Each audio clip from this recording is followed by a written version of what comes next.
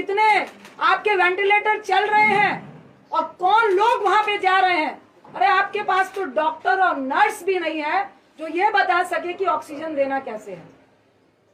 आपने 120 रेमडेसिविर दिए हैं, आपने 250 ऑक्सीजन सिलेंडर दिए हैं।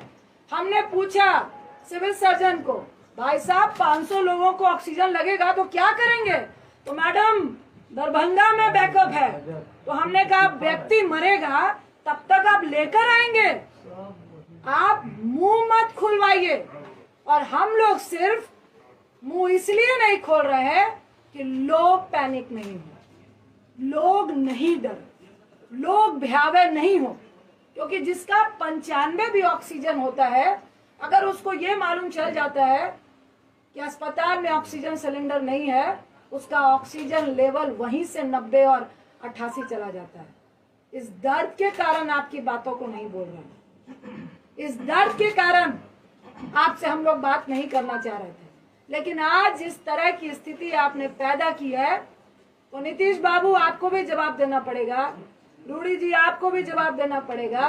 और ये कौन सा मंत्रालय है जो फेलियर के नाम से, कौन से लोग हैं, कौन से ब्यूरोक्रेट्स हैं जिनको आपने कभी अपना ओएसडी बनाया, फिर उनको मंत्री बनाया, और आज वो सबकी मिली भगत से उनकी दुकान नहीं बंद हो जिसके लिए आप मुंह बंद कराना चाहते हैं। अरे कितनों का मुंह बंद कराएंगे?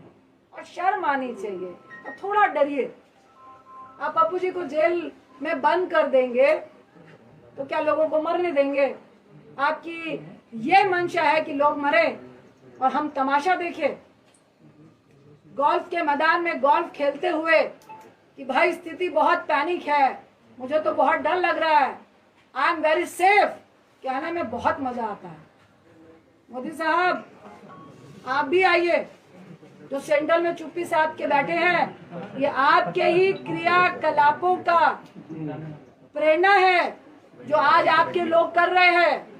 पहले जब सेकेंड लहर आई, दूसरी लहर आई, तो आप सत्ता के जुनून में, जीतने के जुनून में इतने पागल थे कि हमारे देश में ये जो महामारी की आपदा है, ये प्राकृतिक आपदा से ज्यादा WHO और पूरे वर्ल्ड के कंट्री का ये कहना है कि 90% हमारे देश की जो आपदा है वो मैन मेड है। आपके प्रधानमंत्री, आपके सत्ताधारियों ने इसको जबरदस्ती फैलाने का काम किया है, लोगों को मारने का काम किया है। और आपको शर्म नहीं आ रही कि उस बीच में अगर कुछ लोग अपनी जान की परवाह किए बगैर आपकी मदद करना चाहते हैं तो आप जेल खेल रहे हैं, आप राजनीति खेल रहे हैं, आप लॉबी खेल रहे हैं। देखिए, मुझे लॉबी खेलने का कोई शौक नहीं है, ना इस वक्त राजनीति खेलने का शौक है, और ना ही जो खेलेगा उसको खेलते देते रहने का, देखने का शौक है। देखिए, जो चौराहे पे है वो तो रहेगा, जो डर रहा है वो इस बात को समझे कि जल्द से जल्द अगर पप्पू जी की रिहाई नहीं हुई और ये ड्रामा चलता रहा तो बहुत जल्द आपको भी मुख्यमंत्री आवास से निकलना पड़ेगा, आपके मंत्रियों को मुख्यमंत्री आवास से निकलना पड़ेगा और चौराहे में खड़ा होना पड़ेगा और जवाब देना पड़ेगा। ये दिल्ली में बैठ के जूम से काम नहीं चलेगा। अगर आज आप फर्जी केस में पप्पू जी को जेल में डाल के ये जो प्रशासन और डॉक्टर का खेला खेल रहे हैं, 3 दिन से उनको पटना से मधेपुरा, मधेपुरा से वीरपुर, और अभी प्रशासन और डॉक्टर के सूत्रों से हम बता रहे हैं कि उनको दरभंगा आप भेज रहे हैं, और उसमें डॉक्टर बोल रहे हैं कि हमने लिखा है कि higher medicine, higher doctor facility की रिक्वायर। अब प्रशासन जाने कि उनको कहाँ भेजना है, प्रशासन कह रहा है कि डॉक्टर जाने की उनको कहाँ भेजना है। अरे आपका तो एक भी हॉस्पिटल में ऑक्सीजन सिलेंडर नहीं है। आप पप्पू जी का सीवियर इन्फेक्शन है, सुन लीजिए, शुगर के पेशेंट हैं और 1.25 महीने पहले उनका गॉल ब्लैडर का ऑपरेशन हुआ है, उनके लीवर में 30% प्रॉब्लम है। और अभी मैं आते वक्त भी जो डॉक्टर ने ऑपरेट किया उनसे बात करके आई हूँ कि हैवी रिस्क है कि उनको दोबारा इस हालात में इन्फेक्शन के चांसेस हैं, क्योंकि बहुत नया ऑपरेशन है। उसके साथ ही उनको सीवियर इन्फेक्शन थे, जिसकी सारी रिपोर्ट आपको दी गई है। मैं फिर आपको आगाह करूंगी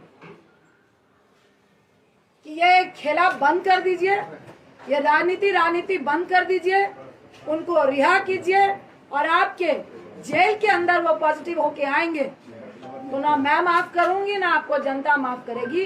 और सिर्फ माफी से काम नहीं चलेगा।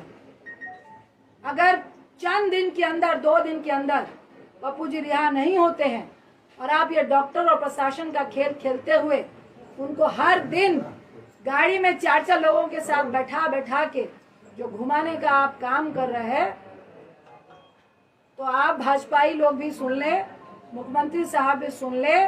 रूडी साहब, आपकी जो एम्बुलेंस घर में थी वो सरकारी खजाना था, और एक तरफ लोग 12,000 रुपए पर किलोमीटर एम्बुलेंस के लिए दे रहे थे और तब भी नहीं मिल रही थी। मैं अनशन में बैठूंगी जब तक आपको जेल के अंदर नहीं कर दिया जाएगा। ये खेला खेलना बंद कर दीजिए, ये गंदी राजनीति महामारी के वक्त बंद कर दीजिए।